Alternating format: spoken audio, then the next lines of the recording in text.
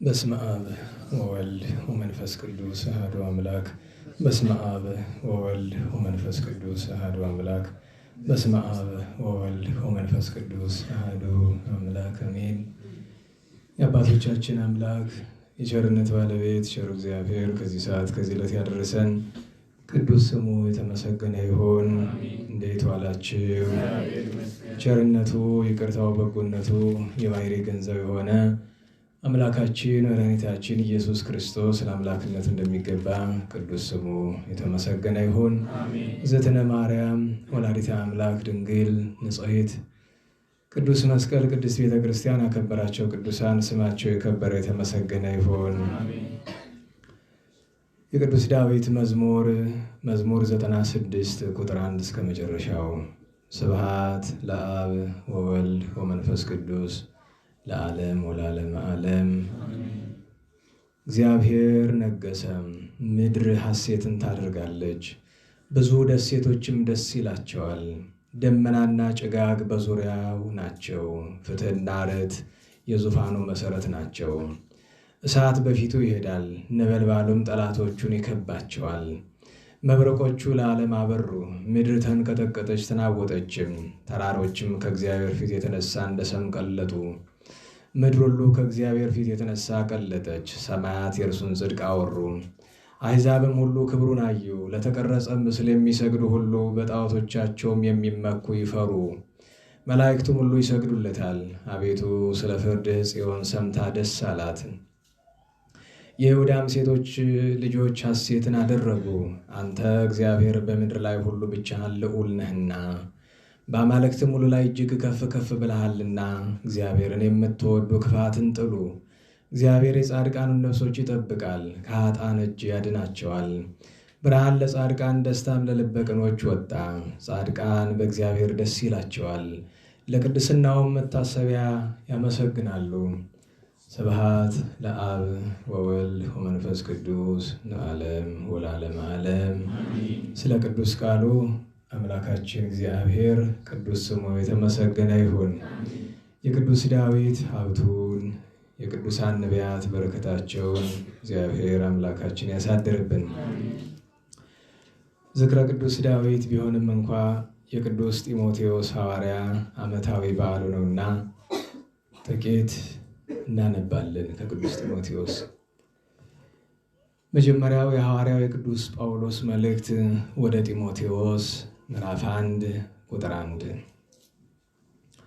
በመድኃኒታችን በእግዚአብሔር በተስፋችን በኢየሱስ ክርስቶስም ትእዛዝ የጌታችን ኢየሱስ ክርስቶስ ሐዋርያ ከሚሆን ከጳውሎስ በሃይማኖት ለምወድህ ልጅ ለጢሞቴዎስ የአባታችን የእግዚአብሔርና የጌታችን ኢየሱስ ክርስቶስ ሰላም ጸጋና ምሕረት ላንተ ይሆን።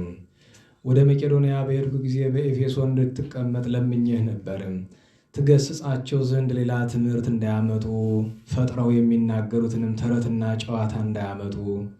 እነርሱም ሊያስቱ ክርክርን ያመጣሉ፣ በሃይማኖት ያለውንም የእግዚአብሔር ሕግ ይተዋሉ። የትእዛዝ ፍጻሜ ግን በንጹሕ ልቡና በመልካም ጠባይ ጥርጥር በሌለበትም እምነት መፋቀር ነው። ከዚህ ወጥተው ወደ ከንቱ ነገር የተመለሱ አሉና የሕግ መምህራን ሊሆኑ ሲወዱ ራሳቸው የሚናገሩትን የሚያስረዱትን አያውቁም። ስለ ቅዱስ ቃሉ ቸሩ እግዚአብሔር ስሙ የተመሰገነ ይሁን። ለበረከት ያክል ነው እንጂ ርዕሳችን ከቅዱስ ዳዊት መዝሙር የሚወጣ ይሆናል ማለት ነው። በቀደም በእመቤታችን የዕረፍት ቀን ጥር 21 ቀን ሰማዕት ወተፈስሐት ጽዮን፣ ጽዮን ሰማች ሰምታም ደስ አላት፣ ጽዮን ሰምታ ደስ አላት የሚል ርዕስ አንስተን ታሪክ ተርከን ሀተታ ልንሰጥ ስንል ስለመሸብን በአጭር ከምናስቀረው በትርጓሜ ያለም በቃል ሀተታም ያለን እንድንሰጥ ይገባናልና ለሱ ብለን ለቅዱስ ዳዊት ዝክር አሰንብተነዋል። መዝሙር 96 ቅዱስ ዳዊት የተናገረ ስለ ትሩፋን ነው። እንደምታውቁት ቅዱስ ዳዊት መተርጉማነ መጻሕፍት እንደሚነግሩን ስለ 10 አርእስት ተናግሯል። ከእነዚህ ሁሉ ብዙውን ስፍራ የሚይዘው ነገረ ትሩፋን ነው። በማዕረግ ብናየው ነገረ ክርስቶስ ይቀድማል። በአጻጻፍ ብንመለከተው ተግሳጽ ለኩሉ ይቀድማል። በብዛት ብናየው ግን ቅዱስ ዳዊት የተናገረው አብዛኛው ስለ ትሩፋን ነው። ትሩፋን ማለት ከቅዱስ ዳዊት 300 ዓመት በኋላ ከጌታችን ልደት 700 እና 600 ዓመት በፊት 10ሩን ነገድ ቢያዩ 700 2ቱን ነገድ ቢያዩ 600 ዓመት በፊት የነበሩ ናቸው። ከመከራ የተረፉ ከጥላ ያረፉ እግዚአብሔር በእድሜ ያሰነበታቸው ናቸው። ሽማግሌ ጥሩ ነው። 70ው ዘመን ሲፈጸም ለልጆቻቸው እውነተኛውን አምልኮ ያስተምሩ ዘንድ ኦሪቱን ነቢያቱን ይነግሯቸው ዘንድ እግዚአብሔር ያተረፋቸው ትሩፋን ይባላሉ። ከሊ ወገን ብዙ ነቢያት ተገኝተዋል፣ ጻድቃን ተገኝተዋል። ትሩፋን ለብዙ ያስተረጉማል። ዋኖቹ ግን እነዚህ ናቸው። ትሩፍ ያለውን ሲተረጉሙ ባለፈው ምን አለ? ፍጹም ብሎ ይተረጉማል። በእግዚአብሔር ስርዓት በሕጉ በአምልኮቱ ፍጹም ሆኖ ሲገኝ ትሩፍ ይባላል። አጥፍተው ተቀጥተው በንስሐ ተጸጽተው በጎ ስራ ሰርተው የተመለሱ ናቸው። እነዚሁም እስራኤላውያን ናቸው። ስለ እነሱ ሲናገር መጀመሪያ እግዚአብሔር ነገሰ አለ። አባቶቻችን በትርጓሜ ይላሉ በግስ ተናገረው ይላሉ። እግዚአብሔር ነገሰ ብሎ ሲል ዜና ይመስላል አይደለም? እንዴት ዛሬ የተደረገ ነገር ይመስላል። እግዚአብሔር ነገሰ ማለት አንድም ንግስናውን መግለጽ ሲሆን ዋናው ምክንያት ግን እግዚአብሔር ነገሰ እግዚአብሔር ነገሰ ብሎ ሲል የመንግስት ስራ ሰራ። ንጉስ የሚያደርገውን ንጉስ ሌባ ቀማኛ ይቀጣል አይደል? እውነተኛው ማለት ነው። ራሱ ንጉሱ ሌባ ቀማኛ ከሆነ ችግር ነው። ለናዋላችሁ እውነተኛ ንጉስ ሌባ ቀማኛ ምን ያደርጋል? ይቀጣል። የተበደለውን ያስክሳል፣ የተቀማውን ያስመልሳል። ስለዚህ እግዚአብሔር እንዲህ ሲሰራ ያየውና ቅዱስ ዳዊት ወይም በመጽሔተ ትንቢት ያየውና እግዚአብሔር ነገሰ ተታሐሰይ ምድር ቢያላሉትም ያስኬዳል። ተታሐሰይ ምድር ቢል ደስ ይበልሽ ምድር ደስታ አድርግ ይፈርዶልሻል። ተታሐሰይ ምድር ደስ ይላታል። ምድር በስመ ማኅደር ይፄዋ ሀዳሪ ነውና ምድር የተባለ የሰው ልጅ ነው። አንድም በቁሙ ምድር ደስ ይላታል። እግዚአብሔር ፍትሁን ሲያደርግ እውነት ሲፈርድ እግዚአብሔር ዘውትር ፍርዱ እውነት ነውና የእግዚአብሔር ፍርድ ሲገለጥ ምድር ደስ ይላታል። ስለዚህ ምድር ደስ ይላታል አለ። እግዚአብሔር የመንግስት ስራ ሲሰራ እውነትን ሲፈርድ ትሩፋንን ሲያድን ባቢሎናውያንን ሲቀጣ ሲያጠፋ በቂሮስ በዳሪዮስ አድሮ ሲቀጣቸው ደስ ይላታል። እንዲያ እያለ ሲዘረዝር ከቆየ በኋላ ቁጥር 8 ላይ ሲደርስ ምን አለ? ሰማት ወተፈስሐት ጽዮን ወታሐስያ አዋልደ ይሁዳ።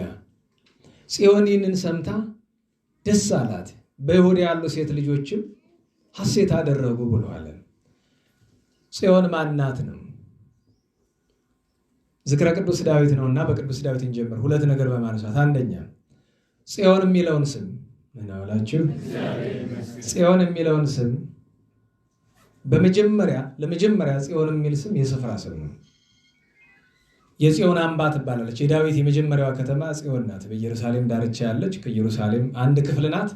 ግን ያቺ ጽዮን አምባ ናት። ጠላት ቢመጣ ተጠግቶ የሚዋጉባት ከተማ ሰርቶ የሚኖርባት የዳዊት ከተማ ናት። ጽዮን ማለት ተራራ ያላት ዛሬም አለች ማለት በቁፋሮ ታይታለች። ጽዮን ኋላ ጽላተ ኪዳን እግዚአብሔር ለሙሴ የሰጠው የሕጉ ታቦት የሕጉ ኪዳን የተጻፈበት ጽላት ሲወርድ ኑሮ በዘመነ ኤሊ እግዚአብሔርን አላከብር ብሎ እግዚአብሔር በመስዋዕቱ በአስራቱ በበኩራቱ በቀዳሚያቱ አክብሮት እድሜ ሰጥቶት በአባቱ በፊንሐስ ስፍራ አስቀምጦት በጎ አገልግሎ የቆየ ቢሆንም ከእግዚአብሔር ይልቅ ለልጆቹ አዳልቶ ታቦተ ጽዮን በኢሎፍላውያን በፍልስጤማውያን ተማረከች። ከተማረከችበት በፍልስጤም በጋዛ በአዛጦን ቀጥታ ከአንዱ ወደ አንዱ ስትሄድ ቆይታ ቅዱስ ዳዊት ከነገሰ በኋላ ሲያመጣት በጎዳና ኦዛ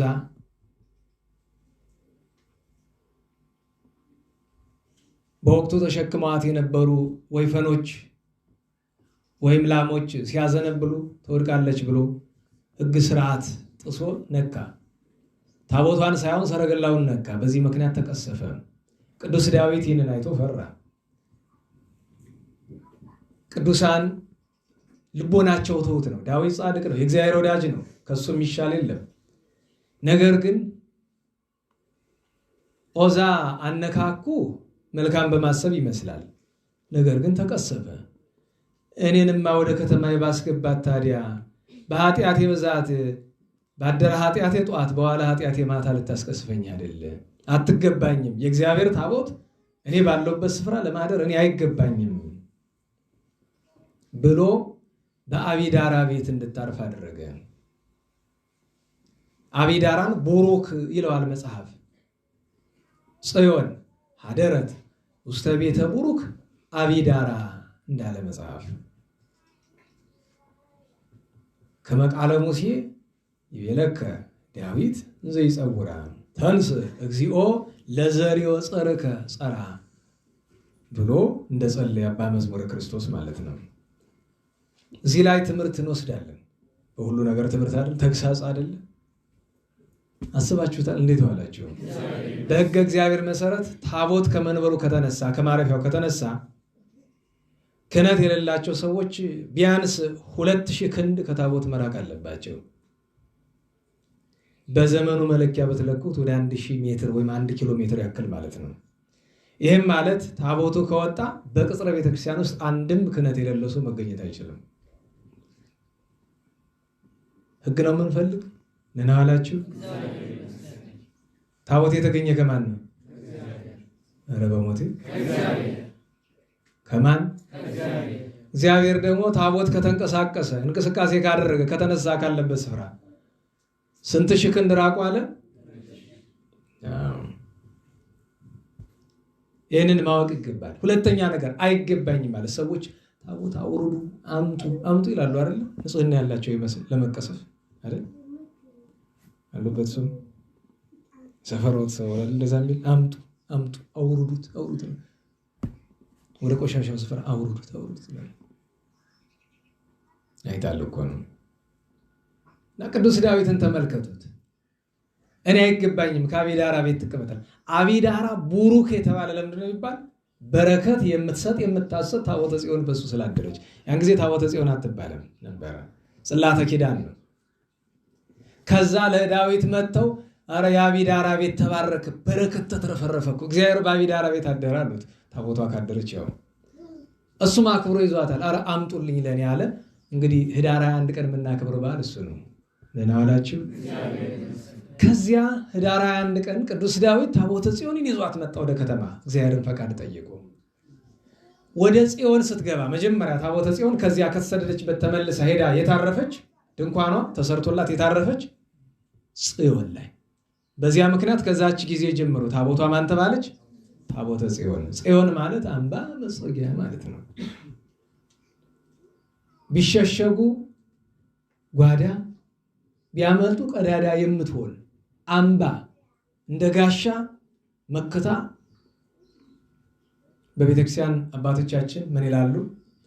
ጠላት ሊያጠቃ ሲመጣ ይላል። የድሮ ጠላት ምን ያደርጋል መሰላችሁ? ቀስቱን በደንብ ይስለዋል፣ በሳት ያግለዋል፣ ከመርዝ ይነክረዋል። እኔ የሚገርም አንዱ አይበቃውም፣ ቀስቱ ብቻውን አይገልም። እንደገና ግሉ እሳት፣ እንደገና ምን ተነክሮ መርዝ።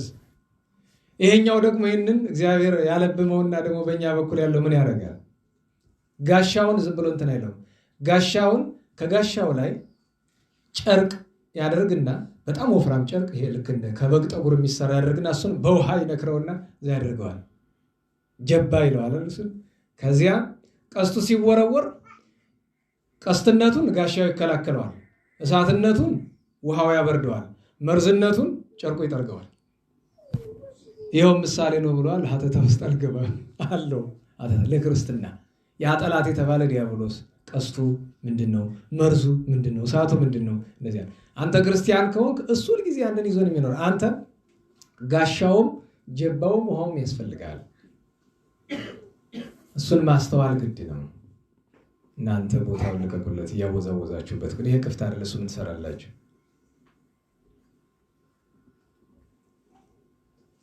እንዴት ዋላችሁ?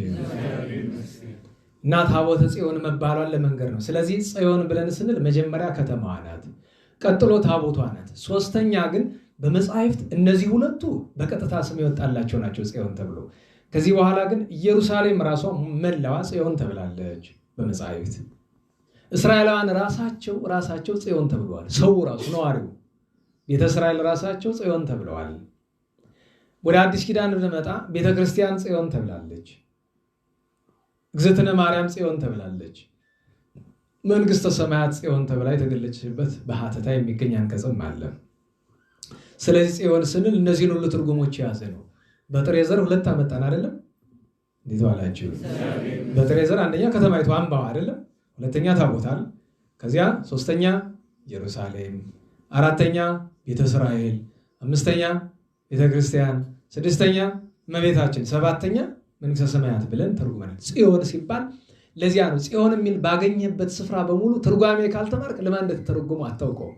ጽዮን ብሎ ነቀፋ ካመጣ ለምሳሌ ለታቦቱ ልተረጉመው አትችልም። ለእመቤታችን፣ ለመንግሥተ ሰማያት፣ ለቤተ ክርስቲያን ልተረጉመው አትችልም። አየው ክብር። እዚህ ላይ አሁን ሰማት ወተፈሳሐት ጽዮን ሰምታ ደስ አላት አለ። በጥሬ ዘር ብንጀምር ታቦት ሲመጣ ያቺ አምባ ስሟ ጽዮን ነው አይደለም? ወደ እርሷ ማን መጣች? ታቦተ ጽዮን መጣችላት። ሰምታ ደስ አላት ማለት ተራራ ትሰማለች ማለት አይደለም። በዚያ አንጻር በኢየሩሳሌም የሚኖሩ ደስ እንዳላቸው መንገድ ነው በአጭር ሐተታ። ሁለተኛ በኢየሩሳሌም ጽዮን የሚለውን ለኢየሩሳሌም ሰጥተን በየጊዜው እግዚአብሔር ለሚያደርግላት ቸርነት በሙሉ ነው እየሰማች ደስ አላት እንላለን። ለከተማይቱም ለነዋሪውም ደህና ዋላችሁ። የማዳን ስራ ሲሰራ እግዚአብሔር ኢየሩሳሌም ላይ ለምሳሌ ከታሪኮች መካከል አንደኛው ኢየሩሳሌምን እግዚአብሔር ያዳነበት ወቅት አለ አይደለም? ለምሳሌ ሕዝቅያስ ሰናክሬም መጣ አይደል? ከተማዋን ሊያጠፋት ስድብ ተናገረ። አለቀሱ፣ ፈሩ፣ ደነገጡ። እግዚአብሔር የመንግስት ስራ ሰራ። ቅዱስ ሚካኤል ልኮ 185,000 ሰራዊት ከነመሪዎቻቸው ከናለቆቻቸው አጠፋ። ሰናክሬም ሸሽቶ ቢያመልጥ አድራማሌክና ሶርሶር አጠፉት ልጆቹ አይደለም? በሙቀጫ በወፍጮ ብለው አጠፉት። ያን ጊዜ ይላል ሰማት አለ። በለኪሶ የተደረገውን ነገር ማን ሰማች? ጽዮን ማን? ኢየሩሳሌም ማን? ነዋሪው። ደስ አላቸው ይላል። ወደ ዋናው ቅዱስ ዳዊት ወደ ተናገረለት ብንመጣ ደግሞ 70 ዘመን ፍዳ ጤዋዌ የተፈረደባቸው ሁለቱ ነገድ ኤርምያስ የተናገረባቸው ትንቢት ፋርስ ባቢሎን የወረዱት 70 ዘመን ተፈጽሞ ሚጣት እንደሚደረግ እስራኤላውያን እንደሚድኑ ባቢሎን እንደምትጠፋ ሰማች። ማን? ኢየሩሳሌም ምን ሆናለች? በዚያ ጊዜ ምድረ በዳ። አታስታውሱም የአቤሜሌክን ነገር? እንዴት ዋላችሁ? አቤሜሌክ አስቀበለስ ሊያመጣ ሄዶ በጎዳና ተኝቶ 66 ዓመት ቆይቶ ነቅቶ ቢሄድ ኢየሩሳሌምን ቋያ ዳዋ በቅሎባት አገኘ። እንቅልፌን ሳልጠግብ ቀርቼ ነው፣ ልቤ ተነስቶኝ ነው አለ። አንድ አረጋዊ ከፍ ካለ ስፍራ ታየው፣ ሄዶ ተነጋገረው። ይህች ከተማ ኢየሩሳሌም አይደለችምን አለው። ኢየሩሳሌም ናት እንጂ አይቴሃለው ኤርምያሳዊ ወእስራኤል አሃዊ፣ ወንድሞች እስራኤል አባቴ መምህር ኤርምያስ ወዴት ሄደ ብሎ አለ። አንተኑ ነግዳ ለኢየሩሳሌም። አንተ ለኢየሩሳሌም እንግዳ ነህ እንዴ? ምን አለው? እንዴት አለው። ኢየሩሳሌም መጠፋች 66 ዘመን ሆኗታል እኮ፣ ሰው እኮ አይኖርባትም፣ የለችም ማለት። ኦሪት አክብር ገጽ አረጋዊ ትላለች እንጂ ይሄ ጀውጃዋ ሽማግሌ ብዬ በሰደብኩ ነበር። አሁን አይደል መምህር ኤርምያስ አስቀበለስ አምጣልኝ ብሎ ልኮኝ ጥቂት ጋደም እየተነሳው ይለዋል። እስቲ ያሳየኝ አለው። ቢያሳየው 66 ዘመን ያቺ ደሟ ጠብጠብ ይላል አይደል? 66 ዓመት ሙሉ ሳትጠወልቅ ሳትለወጥ ማለት ነው። ይኸው ምሳሌ ብለዋል አባቶቻችን። ለእመቤታችን ምሳሌ ሰጥተው ተናግረዋል። 66 ትውልድ ከአዳም ጀምሮ እመቤታችን 66 ትውልድ እስከምትወለድ ከትውልድ ወደ ትውልድ ስትፋለስ የአዳም ፍዳ መርገም ሳያገኛት በኃጢአት በፍዳ በመርገም ሳትጠወልቅ ተገኝታለች። አንድም በሙዳዩ መስለውም ይናገራሉ። እመቤታችን ምሳሌዋ ብዙ ነው እና ኢየሩሳሌም ያቺ እነ ዳዊት እነ ሰሎሞን አበባ ያደረጓት እነ ዳዊት እግዚአብሔርን ያመለኩባት ገናና መንግስት ከዳን እስከ ቤርሳቤህ የሚገዛ መንግስት መስርተው እግዚአብሔር የተመለከባት ታቦተ ጽዮን የነበረችባት ያቺ ስፍራ ቋያ በቅሎባት እንዲያውና ኖራ ነበረ። ሰማት ህዝቡ ከፋርስ ከባቢሎን እንደሚመለሱ የእግዚአብሔር መልአክ ለዘካርያስ ሲነግረው ሰምታ ኢየሩሳሌም አላል ትንቢተ ዘካርያስ 1:12 ላይ የተጻፈው 70 ዘመን የተቆጣቸውን የኢየሩሳሌምና የይሁዳ ከተሞችን የማትመራቸው እስከ መቼ ነው ብሎ አለ። እግዚአብሔር በሚያጽናና ቃል መለሰለት ይላል አይደል? ያን ሰምታ ደስ አላት። ህዝቡ ሊመለሱ ነው ብላ ደስ አላት። አንድም ህዝቡ ራሳቸው ጽዮን የሚለው ለህዝቡ ሰጥቶ ሚጣት ሊደረግላችሁ ነው ሲባሉ ሰምተው ደስ አላቸው። የኢትዮጵያ ትንሣኤ ሊደረግ ነው ሲሉን አባቶቻችን ደስ እንደሚለን ማለት ነው። ኢትዮጵያ ትንሣኤ አላት ወይ? በደንብ እንጂ እግዚአብሔር ደህናውን ዘመን አመጥቶ በጎውን ዘመን ይሰጣታል ብለን እናምናለን፣ ተስፋም እናደርጋለን። ደህና ዋላችሁ። እግዚአብሔር አሁን ኢትዮጵያን ተቆጥቷታል። 70 ዘመን የተቆጣቸው የይሁዳ የኢየሩሳሌም ከተሞች እንደነበሩ ተቆጥቷል። ቁጣውን የገለጸባቸው ዘመናት ብዙ ናቸው። በአክሱም ዘመን የነበረው ገናና ስልጣኔ ህዝቡ ሲበድል በዮዲት ምክንያት ወደቀ። ልመናቸውን ሰምቶ በነ ቅዱስ ላሊበላ በላስታ ነገስታት ኢትዮጵያን ዳግመኛ አስነሳት። እንደገና መልሶ በሙስሊም ሱልጣኔቶች ስትዳከም በነ አምደ ጽዮን፣ በነ ይኩኖ አምላክ፣ በነ አፄ ዘርዓ ያዕቆብ፣ በነ አፄ ዳዊት ገናና አደረጋት፣ አነሳት። እንደገና በግራኛ አመድ ወደቀች፣ በጎንደር ነገስታት አነሳት። በዘመን መሳፍንት ወደቀች፣ በነ ቴዎድሮስ፣ በነ ዮሐንስ፣ በነ ምኒልክ አነሳት። የዛሬ 50 ምናምን ዓመት ወደቀች። እስካሁን እንግዲህ መቼ እንደሚያነሳት እግዚአብሔር ያውቃል። ትንሣኤዋን ግን ተስፋ እናደርጋለን። ለምን? የእግዚአብሔር ሀገር ናት። እግዚአብሔር እኮ ሁሉም የእግዚአብሔር ነው። አንዳንድ ሰዎች ምን ይላሉ? ኢትዮጵያ ከዓለም የተለየች ናት ወይ? በደንብ ነው። ደህና ዋላችሁ? እንዴት ዋላችሁ? በብሉይ ኪዳን እግዚአብሔር የሚመለክ ኢየሩሳሌም ብቻ ነው? ሌላ ቦታ አይመለክም? ኢትዮጵያ ውስጥ አይመለክም ነበር? ንገሩኝ። በሮም ውስጥ አይመለክም ነበር? ቅድስት ሳቤላ እስራኤል ውስጥ ነው እንዴ የተወለደችው ያደገችው የኖረችው? የት ነው የኖረችው? ሮም። ማንን ነው የምታመልክ? እግዚአብሔርን። ነገስታቱን ጣዖት አስተታ እግዚአብሔር እንዲያመልኩ ያደረገቻቸው እኮ እሷ ናት። ወለተ ሕርቃል። እግዚአብሔር የሚመለክ በኢየሩሳሌም ብቻ አይደለም፣ በእስራኤል ብቻ አይደለም፣ በብሉይ ኪዳን ግን ያም ሆኖ በብሉይ ኪዳን የእግዚአብሔር ማደሪያ የነበረች ማን ናት? እስራኤል ናት፣ ኢየሩሳሌም ናት። ለየት ያለችው ናት። ልክ እንደዚያ ሁሉ ከብሉይ ኪዳን ዋናውን ቅዱስ ንዋይ ታቦት፣ ከአዲስ ኪዳን ዋናውን ቅዱስ ንዋይ መስቀል ወዴት አመጣ አኖረ እግዚአብሔር? እንዴት ዋላችሁ? ወዴት አኖረ? እና ታዲያ ይሄ በአጋጣሚ ነው? ለከንቱ ይመስላል? በብሉይ ኪዳን ከታቦተ ጽዮን ይከበራል፣ በአዲስ ኪዳን ከመስቀሉ ይከበራል። ለምን ይመስላል? አዎ ልናውቀው ይገባል። ይሄ ማለት ግን ሰዎች ኢትዮጵያ የዓለም ብርሃን ምናምን የሚሉትን አይነት አይደለም። ያ ሌላ ነው። ያ የእነንትና ማህበር ነው። ሲፈልጉ ኤልያስ መጣ፣ ሲፈልጉ ንጉስ። እኔ ይገርማቸዋል ሰዎች። ማዝነው ምንድነው ታውቃላችሁ? ራሳቸው ንጉስ ብሎ አስቀምጠዋል። ግን ደግሞ እሱ አልበቃቸው ብሎ በየበረሃው እየዞሩ አንተ ትነግሳለህ ይሉታል። የነሱ ተከታይ ለማድረግ ማለት አንዱን በተለያየ ምክንያት ታጥቀው በየበረሃ ያሉ ሰዎች አሉ አይደለም? እነሱን ይሄዱ ትነግሳለህ። እንደዛ ብሎ ሰው አበላሽተዋል። ትነግሳለህ። እንዴት ዋላችሁ? እኛ መንገስ እንፈልጋለን። አትፈልጉ? አይዟችሁ፣ ድሃ በህልሙ ቅቤ ባይጠጣ አልልም። መንገስ አትፈልጉ? እኔ መንገስ እፈልጋለሁ። ወዴት? በእግዚአብሔር መንግስት እንዲህ ቢያደርሰን። በምድር ነግሰህ ምን ሊያደርግልህ? ልትጸድቅ፣ ልትመራ። አንዱ ነተወቁ። እንዴት ዋላችሁ?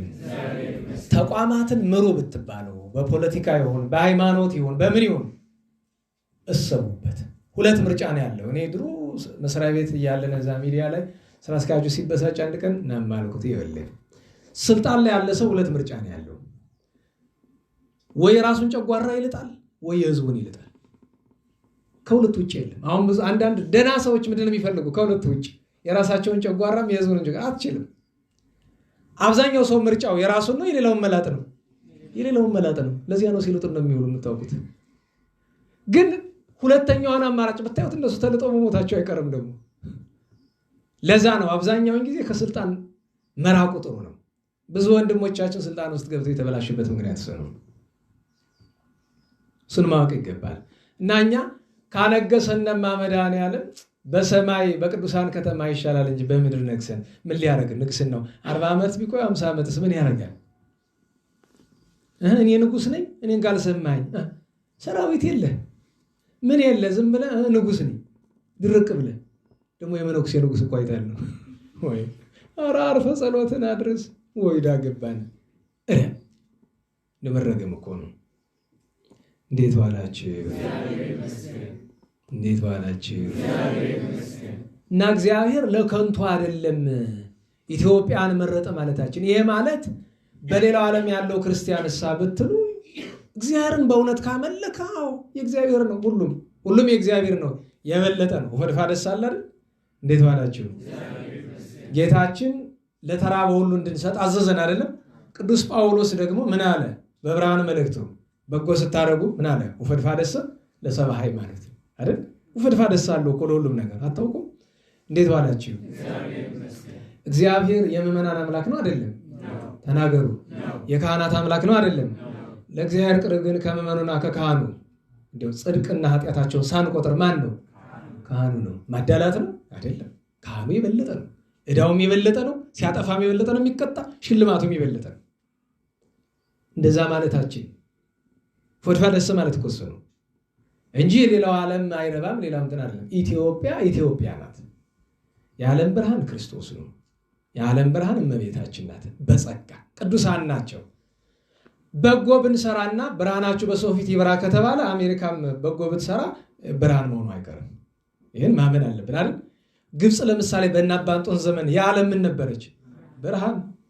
ዛሬም በጎ ቢሰሩ ምን ይሆናሉ? የዓለም ብርሃን። አንዲትን ሀገር ለይተ የዓለም እንትን ሆነ ሳይሆን ግን የእግዚአብሔር የምስጢሩ ግን ጓዳ ናት። በዚያ ምክንያት ነው ቅጣቱ የሚበዛባት። ቅጣት አለ። ሁልጊዜ ስናጠፋ አይታችሁ ሁሉ ቅጣት አለ። እስራኤል ማለት እኮ እሷ ናት። ይህንን እንድናስተውል ያስፈልጋል ነው። ለሁሉም ታቦተ ጽዮን ብልና ጽዮን ሰማች ደስ አላት ብለን ስንል እዚያ 70 ዘመን መከራ የተቀበሉት ሚጠት ይደረጋል ሲሉ ደስ አላቸው። እኛም የኢትዮጵያ ትንሣኤ ስለሆነ ደስ ይለናል። እግዚአብሔር ከዚያ ያድርሰን። እንዴት ዋላችሁ? ከድሮ አንስቶ እኮ ሕፃን ነን። ምንድን ነው የሚባል? ደጉ ዘመን ሲመጣ እንኳን የሰው የእንጨት ጠማማ አይኖርም ይባላል። ይሄ ግን ያስፈራል አይደል? ለምን? እዚህ ያለ ነው 99.9999% ጠማሞች ስለሆነ ከኔ ጀምሮ። ኋላ ደግሞ ምን ይላሉ ሲመርቁ አባቶቻችን? ከአንድ ላም ወተት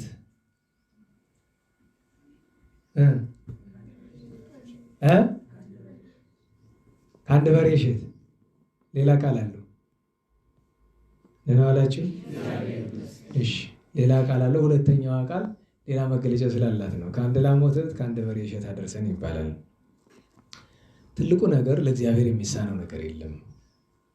ማወቅ ያለብን ነገር እሱ ነው። ለሀገራችን በጎን ብንመኝ እንዲያው ተውትና ሌላውን ነገር ተውትና ኢትዮጵያ ትንሣኤ ብለን በጎ ብንመኝ ክፋት አለው? ችግር አለው? በጎን የተመኘን ታዲያ እኛ የምንፈልገው እንዴት ያለ ነው?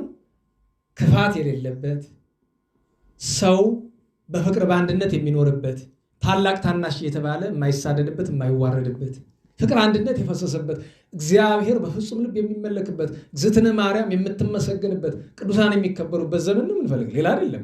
የምድር ድሎት አይደለም። የምድሩ ድሎትማ ካስፈልገና ምን እዚህ ቁጭ ብለን አስጠበቀና አሜሪካ አውሮፓ ማንሄድ በዶላሩ ይገኛል አይደል?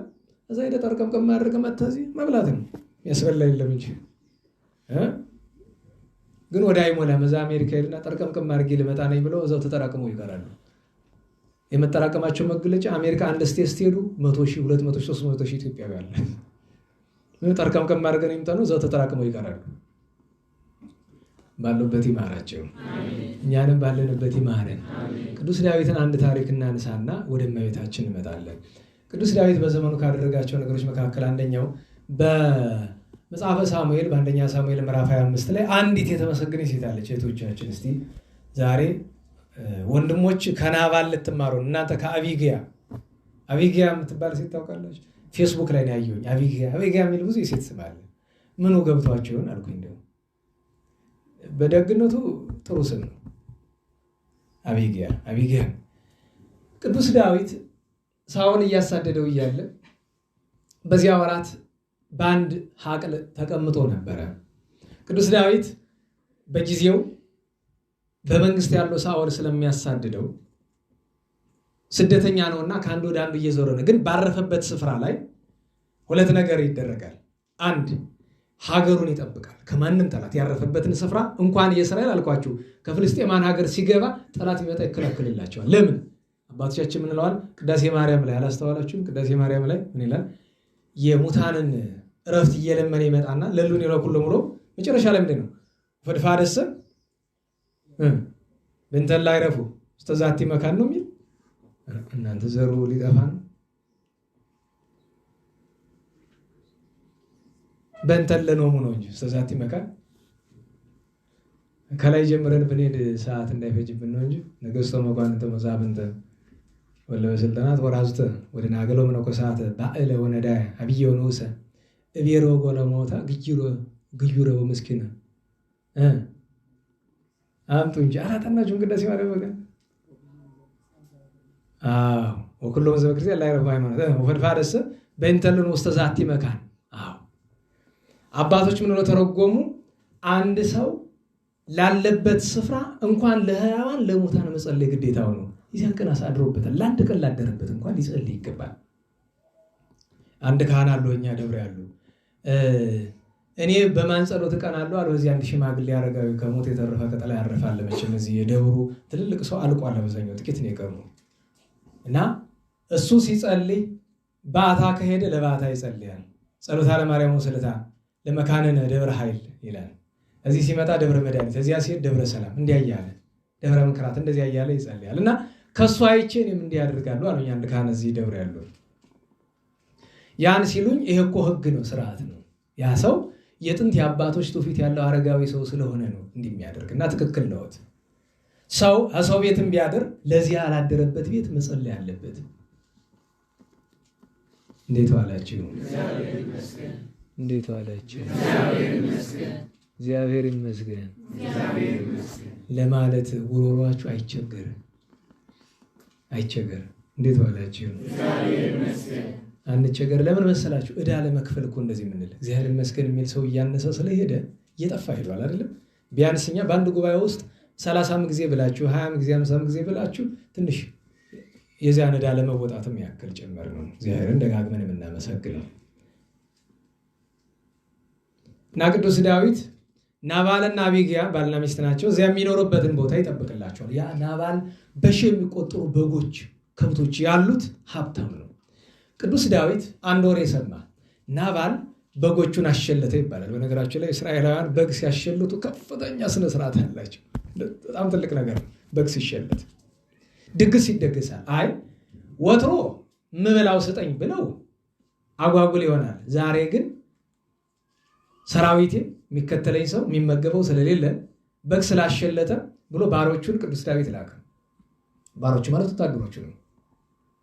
ሄዱና ለናባል እባክህ ለሰራዊቴ የማበላው የማጠጣው ላክልኝ ይልሃል ብለው መልእክተኛ ላኩበት። ሂደው ሲነግሩት ናባል እምቢ ማለት ያባት ነው ይላሉ አባቶቻችን። ዳዊት ማን ነው? የእሴ ልጅ ምንድን ነው? ለማንም ሽፍታን የቀልባለሁ እንዲህ ብሎ ክፉ በጎ ተናገረ። ነናውላችሁ እችን ነገር የተላኩት ሰዎች መልሰው ሲመጡ መቼስ የቤተ መንግስት ሎሌ የተባለውንም ያልተባለውንም ነው በደንብ አንጠርጥሮ ነው የሚናገር ስለሚነዳቸው ማለት ነው። መጥተው ለቅዱስ ዳዊት ሲነግሩት ተሰለፍ ታጠቅ አለ። ሂዶ ሊደመስሰው ነው፣ ሙሉ ቤተሰቡን ሊያጠፋ ነው።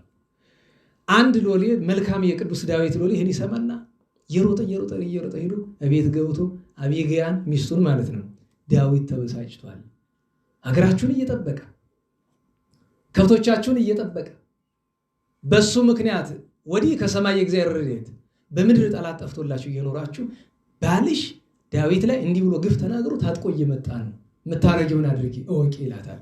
ሴት ማለት ምን እንደሆነ ትረዱ ነው። የናባልን ጅልነት አይታችሁ ወንዶች ጅል እንዳትሆኑ ትምህርት መውሰድ ይገባል። አቢግያ አስፈላጊውን ስጦታ የምታሸክመውን አስሸክማ በአህያ የሚጫነውን በአህያ አስጭና አስቀድማ ወረደች ወደሱ፣ ወድቃ ሰገደችለት ለቅዱስ ዳዊት።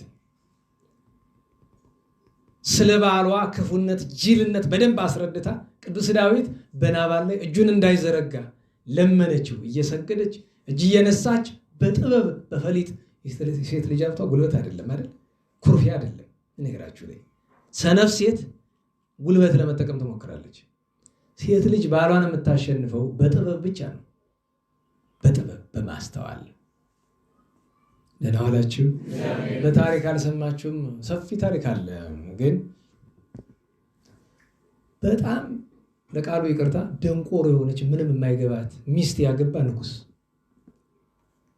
በጣም ብልህ አስተዋይ የሆነች ሚስት ያለችው ደንቆሮ ገበሬ በአንድ ሀገር ይኖር ነበር። አስቡት። በጣም ጅል የሆነ ምንም ነገር የሌለው ገበሬ እንዲሁ ምንም አይምሮ የጎደለው ግን ሚስቱ ለዓለም የሚበቃ ጥበብ ያላት ናት። የንጉሱ ደግሞ ፈሊጠኛ ጥበበኛ ንጉስ ነው። ሚስቱ ጅል ናት። ጥሬ ከብስል እንደሚባለው ይሆናል። ታሪኩ በጣም ሰፊ ነው። ግን ሄዶ መጨረሻ ላይ ምንድን ያደረገ ንጉሱ ያችን ሴት መልእክተኛ ላከባት። አንጥፈሽ ቆይኝ። ታሪኩ በጣም ሰፊ ነው እና እንቀያየራለን። አንቺ እኔን አገባለሁ፣ ጅሊቱን ለጅሉ ሰጠዋለሁ። እዛው አውሬ ነው እና ያቺ ሴት ምን ጅል ቢሆን ባሏን ትወደዋለች። ይህ ነው አየችሁ። ምን ጅል ምን ደሃ ቢሆን አስባችሁታል? ከቤተ መንግስት ሄዳ ጥበበኛ ንጉስ ማግባት ቀላል አይመስላችሁ? ብቻ መጨረሻ ላይ የታሪኩ መጨረሻ ምንድነው? ንጉሰ ነገስቱ መጥቶ እሷን ያን ነገር ሲያናግራት አይ የምትለኝን ነገር ከመመለሴ በፊት አንድ ነገር እጠይቅሃለሁ አለችው። ከዚያ በኋላ ነው መመልስልህ ብላ 2 እሾህ ሰጠችው። እሾህ ሁለት ነገር አለ አይደል? በታች እሾህ ስታነሱት ታች ሰፊ ነገር ነው አይደል? ጦሩ ወደዛ ነው አይደል? እሾሁን በጦሩና በጦሩ አድርገህ አቁመው አለችው። ቢያረገው ቢሰራው ቢያለው እስቲ ገልብጠውና በእሾሁና በዛኛው አድርገው ቢሰካው ቀጥ አለ። ምንድነው አላት። እኔና አንተ ጠቢብና ጠቢብ አንኗኗር፣ አብረን መኖር አንችልም። እሾህና እሾህ ጦርና ጦር አይሆንም። ጥሬ ከብስል ነው። እኔም ከባሌ አንተም ከሚስት ጋር ብትኖር ነው የሚሻለው አለችው ይባላል። የታሪኩ መጨረሻ ነው። እንደ አቢግያ ያለች ሴት ናት። የእጅ ፈሊጠኛ ሴት እንደዛ አድርጋ ባሏን አዳነችው። ባሏን ብቻ አይደለም ሀገሩን ያዳነች። ንጉስ ከተቆጣ ሁሉንም የሚጠፋ ቅዱስ ዳዊት ምን አላት? እጄን በዚያ ሰው ላይ እንዳልዘረጋ አንቺን የላከ እግዚአብሔር ይመስገን ብሎ እሷንም አመሰግናት ቅዱስ ዳዊት። ቅዱስ ዳዊት ሲመለስ እሷ ተመልሳ ሄዳ ብታገኘው ባሏ ምን ሆኗል? ጠጡ ሰክሯል። ምንም አላለችውም። ስካሮ ሲለቀው ሲነጋ አንተ አለችው። አቤት ትናንት ምንድን ያደረግ? ምን ነው? ዳዊት እንጂ ሊያጠፋት ታጥቆ መጥቶ ነበር አለችው። ደነገጠ፣ ታመመ፣ ተኛ። በ10ኛው ቀን የእግዚአብሔር መልአክ ወርዶ ቀሰፈው። ለምን? የእግዚአብሔርን ማደሪያ ዳዊትን ሰድቧልና ያ ስድብ ያሰበበት ልቡ ታመመ። የተናገረበት አንደበቱ ተዘግቶ በ10ኛው ቀን ነው የሞተ። ኋላ ግን ያቺ ሴት አለባል ቀረች። እግዚአብሔር ለዳዊት ምን አለው? ለአንተ ትገባለች አለው። ቅዱስ ዳዊት አገባት። ከዳዊት ሚስቶች መካከል ሚስቶች ብለን ምን ታውቃላችሁ? ቅዱስ ዳዊት አንድ ብቻ አይደለም። ለምሳሌ አስቀድማ ሚስቱ ማን ነበረች? የሳኦል ልጅ ሜልኮል ነበረች አይደል? ምን አላችሁ? እና ናኪናሆም ሌሎችም ነበሩ ወደ 6 ያክል። ከሚስቶቹ መካከል ለየት የሚሉ 2 ናቸው አይደል? አንደኛዋ የሰሎሞን እናት ማናት? ቤርሳቤ። ሁለተኛዋ አቢግያ። እግዚአብሔርን የሚፈሩ ጥበበኛ ሴቶች ናቸው እነዚህ። የሚገርማችሁ 2ቱም የሰው ሚስት የነበሩ ናቸው። በፈቃድ እግዚአብሔር ግን የንጉስ ሚስት ነዋል። እዚህ ላይ አንድ ጥያቄ ማንሳት ይገባል። ቅዱስ ዳዊትን ከአንድ በላይ ሚስቶች ሚስት ስለነበረው እናመሰግነዋለን፣ በዚህ እናደንቀዋለን፣ አናደንቀውም። ነገር ግን አንነቅም። ለምን? መጽሐፍ አልነቀፈው። በብሉይ ኪዳን እንዲህ ያለ ታሪክ ከአብርሃም የበለጠ ጻድቅ የለም አይደለም? አብርሃም ቤት እንዲህ ያለ ነገር ነበረ። ይህንን የሚያደርጉት ዘር ለመተካት እንጂ ለሌላ አይደለም። ለሌላማ ሲያደርገው በኦሪዮና በቤርሳቤ ምክንያት ስንት ተቀጥቷል? ስንት ዋጋን የከፈለ ቅዱስ ዳዊት እና ስለዚህ አብነት አናረጋቸውም። አፎሚያን መጥቶ ምንድን ያላት ሰይጣን አንቺ ከዳዊት ከአብርሃም ከያዕቆብ ትበልጫለሽ ወይ?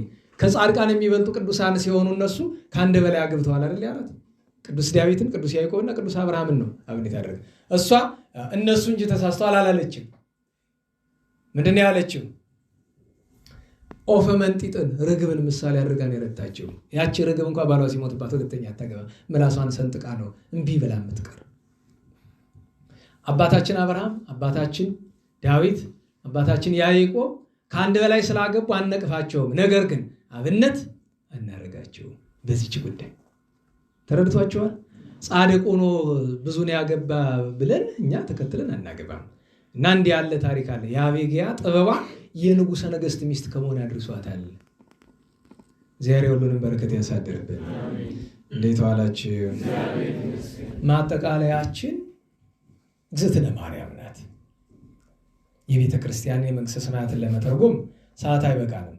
እመቤታችን ሰምታ ደስ ያላትን ቀን እስቲ እኔ ዛሬ እስቲ ሀተታ አንዳንድ ቀን ለእናንተ ድል እሰጣለሁ አይደል? እስቲ አስቡበት። እመቤታችን ደስ ያላትን ቀን ሰምታ ደስ ያላትን ቀን አምጡ እስቲ አምጡ። የዕድሜ ልካችሁ ስትማሩ የምትኖሩ እንዴ? ትርጓሜ ከእናንተ ነው። ሥርዓተ መልአክ እንዴት ዋላችሁ? በምስጢሩ ነው እንጂ ከዛ በፊትም ደስታ አለ። ሰምታ ደስ መሰኘት አለ። ቤተ መቅደስ ስትገባ ግሩማን መላእክት መጥተው ምስጋና ሲያሰማት ሰማት ጽዮን ወተፈሳሃት። የመላእክትን ምስጋና ከመስማት በላይ አጥንት ያለመልማል ይላል መጽሐፍ። ደስ አላት ይላል። በጎላ በተረዳ ግን ብስራተ መልአክ ተፈስሒ ፍስሕት ምልዕተ ጸጋ ምልዕተ ክብር ድንግል ሆይ ተፈስሒ ደስ ይበልሽ ደስታ ይገባሻል ብሎ ሲያመሰግናት ሲያበስራት ሰማት ጽዮን። እመቤታችን ሰማች ወተፈሳሃት ምን አለች? ደስ አላት። ለምን? ራሱ የምስራችሁ ምን ይበልሽ ነው? ኧረ በሞት የተናገሩ ደስ ይበልሽ ነው። ደስ ይበልሽ አላት። ጽዮን ሰምታ ደስ አላት። አንድ ሁለተኛ ከ9 ወር ከ5 ቀን በኋላ አምላክ ተወለደ። አምላክ በተወለደ ጊዜ የምስራች የሚናገር መልአክ ቅዱስ ገብርኤል ከሰማይ ወርዶ ለእረኞች ሲናገር በሰማይ በመላእክት ዘንድ ምን የሚል ምስጋና ተሰማ? ባሉ እንጂ ቅዳሴ ውስጥ አለ እኮ በወንጌልም አለ። ስብሐት ተተበሰበሳችሁ እኮ አንዳንዱን ዘር የማያዙት እንጂ እኔ በነገራችሁ ላይ ይኸውላችሁ ስለማታስቀድሱ ነው። ብዙ ቀን አያችሁ በቃል ፈጠን ብሎ ስብሐት ለእግዚአብሔር በሰማያት ወሰላም በምድር ምሕረቱ ለሕዝቡ ሲሆን በዜማ ዜማ ታውቃላችሁ። በዚህ በወገራ ነው አሉ እየመጣ አንዱ ቄስ ገዝቻለሁ እያለ አንዱ መምህር በጣም አስቸገረው። በጣም እንደዚህ ብሎ በረባ ባረባው ገዝቻለሁ ይላል እና አንድ ቀን እያረሰ መጥቶ ዛሬ ማረሳት ሲልም ገዝቻለሁ ይላል። አልበዛም? ግን በጎ ነገር እንዳይመስላችሁ የምናገረው የሚነቀፍ ነገር ነው። ታሪኩ በሁለት በሶስት ነው የሚተረክ እና በአንደኛው ታሪክ ላይ ጅራፉን አንስቶ አጋድሞ ሙልጭ አድርጎ እንግዲህ ነውር ነው እንግዲህ ቄሱ እንደዛ ማድረጉ አንዳንድ ነገር ግን ያስመኛል። አንዳንዱ ስናየው ተናዋላችሁ ስህተት ነው። ሙልጭ አድርጎ ኧረ በቃ ፍታኝ እግዚአብሔር ይፍታ። እንደሱ አይደለም በዜማ ነው። እግዚአብሔር ይፍታ የሚባል ዜማ አለ። ዜማውን ብትሰሙት ቃላሽ የፈጠራ የለት ዜማ ነው። እንደዚህ የሚባል ታሪክ አለ። በወገራ ነው ይባላል እና አይታላል በዜማ ነው ስላችሁ ተዝ ብሎ አይታለሁ። አንዳንድ ጊዜ ሲመር እኮ ነው። አባቶቻችን ምን ይላሉ? ድመትን ስትገርፋት መውጫ ቀዳዳ ተውላት ይላሉ። ይሄን እንዳትረሱት። አንዳንድ ሰው ያበዛዋል ግፉን እና ድመትን ስትገርፍ ለምን? ድመት ስትደበድባት መውጫ ቀዳዳ ካላት አንተ ጋር ምንም አታረግም። በአራቱም አቅጣጫ አይኗ ጸሩይ ነው። በአራቱም አቅጣጫ አይታ መውጫ ቀዳዳ ከሌለ ቀጥታ ለአይንህ ነው የምታለም። አይንህን ታጠፋለች። አይናቸው የጠፋ ሰዎች አሉ እና ድመትን ስትቀጣ መውጫ ቀዳዳ ተውላት ይላሉ። ለዚያ ነው አንዳንድ ጊዜ ግፍ ሲበዛ ሰዎች ቀዳዳ ቢተው ጥሩ ነው። ምክንያቱም የመጨረሻው አማራጭ ሞኝ ካመረረ በግ ከበረረ መመለሻ የለው ማለት እንደዚያ ነው። ስለዚህ አምላክን በወለደችበት ቀን እመቤታችን ምን ሰማች? ከሰማይ ስብሐት ለእግዚአብሔር በሰማያት በአርያም በሰማያት ለእግዚአብሔር ምን ይሁን? ምስጋና ይሁን። ወሰላም በምድር በምድር ምን ተደረገ? ፍቅር፣ አንድነት፣ ስምረቱ ለሰብ ለሰው በጎ ፈቃድ ድህነት ተሰጠው። በማን ምክንያት? በእመቤታችን አምላክ ተወለደ። ሰማዕት ጽዮን ድንግል ማርያም ይህንን ሰምታ ምን አላት? ደስ አላት ይላል። ብዙ ነው ሀተታው ብንቀጥል። ሌላ እመቤታችን ድንግል ማርያም በአፋር ምድር በኢትዮጵያ እያለች የእግዚአብሔር መልአክ መጥቶ 3 ዓመት ከ6 ወር መከራ ከተቀበለች በኋላ ምን አላት? ሄሮድስ ምን ብሏል? ሞቷል። ሰማዕት ጽዮን ምን አለች? ሰማች። ደግሞ ምን አላት? ደስ አላት ይላል። እየዘለን ነው እንጂ ያዘነችበት እኮ አለ። ያዘነችበትን ዛሬ አልፈለግነውም። ደስ አላት ስለሆነ ርዕሳችን ደስታው ነው። ከዚያ በኋላ ልጇ በተጠመቀ ጊዜ ለመጀመሪያው ጊዜ በአደባባይ እግዚአብሔርነቱ ሲመሰከር ማን ሰማ? መጀመሪያ ዮሐንስ መጥምቅ ይመስልሃል? ሐዋርያት ብቻ ይመስሉሃል የሰሙ? አይደለም። ከሁሉ ቀድማ ማን ነው የሰማች? እመቤታችን ሰማች። እርሷ የወለደችው ያላባት በህቱም ድንግልና ጸንሳ በህቱም ድንግልና ወልዳ ያሳደገችው እርሷ ብቻ እግዚአብሔርነቱን የምታውቅለት ልጇ ለፍጥረት የባህሪ አባቱ ያለ እናት የወለደው ዝንቱ ውእቱ ወልዴ ዘአፈቅር ብሎ ሲመሰክር መንፈስ ቅዱስ በርግብ አምሳል ወርዶ በራሱ ላይ ሲቀመጥ የእግዚአብሔር አብን ምስክርነት ዝንቱ ውእቱ ወልዴ የሚለውን ሰማዕት ጽዮን ሰማች። እግዝእትነ ማርያም ምን አላት? ወተፈሳት ደስ አላት ይላል። ከዚያ በኋላ ያለውን ሕማሙን ሞቱን እናልፍና እመቤታችን ድንግል ማርያም መነሳቱን መድኃኒታችንን ከመቃብሩ ቀድማ ገስግሳ ደርሳ ጌታችን ኢየሱስ ክርስቶስ ሲያናገራት መጀመሪያ አለየችው። ልጇ ሲያናገራት ለምን? ማርያም መግደላዊት ያለየችው ጥርጥር ስለነበረባት ነው አይደለም? ተነሳ በማለት ፈንታ ሰረቁት ማለትን ገንዘብ ስላደረገች ነው ጥርጥሩን የጋረዳት። እግዝእትነ ማርያምን የጋረዳት ግን ምንድን ነው? ሐዘን ልብ ያጠፋል። እና ጌታችን እኔ ልጅሽ እኮ ነኝ ከሞት ተነስቻለሁ ብሎ ሲናገራት ሰማዕት ጽዮን የልጇን ትንሣኤ እመቤታችን በዓይን ማየት ብቻ ሳይሆን በጆሮዋ ምን አለች? ወተፈሳት ምን አላት? ደስ አላት። ልጇ ሲያርግ የተደረገውን ምስጋና በነገራችሁ ላይ ምንድን ነው? ሰላም ለዕርገትከ በስብሐተ መዝሙር ወመሰንቆ ይላል አይደለም? ዳዊት በገና እየደረደረ መላእክት እያመሰገኑ ኃይለ ሰማያት ባር ለቅልቆ አለ። ቅዱስ ገብርኤል ምን አለ? ወደ ሰማይ ወጡ። ሚካኤልና ገብርኤል አርኅዉ ሆሃተ መኳንንት ምን ዲያቆን ይደና አርኅዉ ይላል። ምን ለማለት ነው ትሉ? የለም አልቦ ነው። ማስተዋል እኮ ነው። አርኅዉ ምን ማለት ነው? ለምንድን ነው የሚባል? መኳንንት የተባለው እነማን ናቸው? ምስጢር መማር አለባቸው። ሰማያት ሲናወጹ ደመናት፣ ነፋሳት፣ ዝናማት፣ መባረቅት፣ ሰማያት፣ ምድር፣ አብህርት፣ ቀላያት፣ መላእክት፣ ሊቃነ መላእክት ፍጥረት ሁሉ ሲያመሰግን ሰማች እመቤታችን። በልጇ ዕርገት በዘባነ ኪሩብ ከእርሷ የተዋሃደው ሥጋ ሲቀመጥ ሰማች ያን ምስጋና። ወተፈሳት ምን አላት?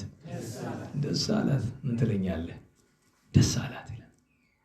መንፈስ ቅዱስ ሲወርድ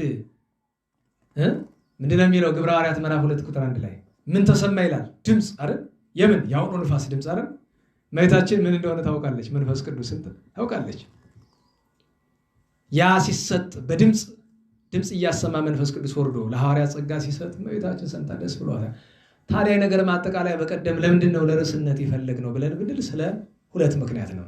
አንደኛ ደህና ዋላችሁ? እንዴት ዋላችሁ?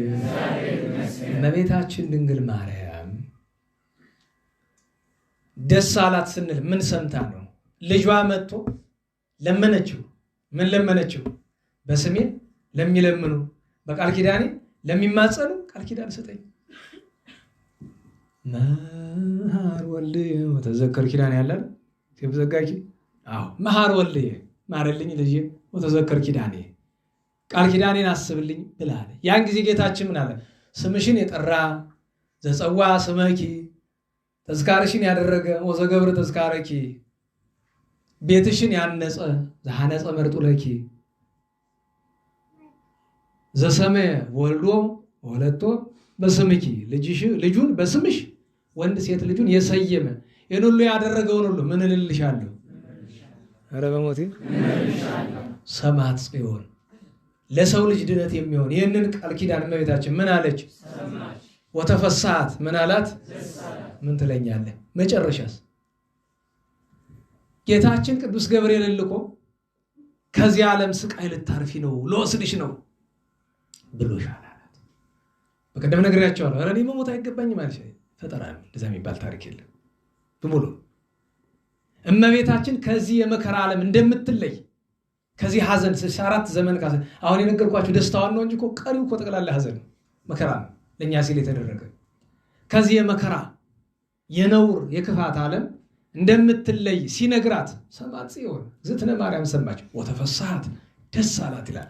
ኋላ ጌታችን መድኃኒታችን ኢየሱስ ክርስቶስ መጥቶ አይዞሽ ብሎ እዚህ ቤት ታስታውሳላችሁ ከተአምረ ማርያም ላይ የነበረ ኃይለ ቃል አሁን እዚህ ያለ አይመስለኝ። ተአምረ ማርያም የለም መሰለኝ። እንደው ቃል በቃል ባነብላችሁ ደስታውን በወደድኩት ነበረ። የፍልሰታ ጊዜ ነው እያነበብኩ የተረጎምኩላችሁ።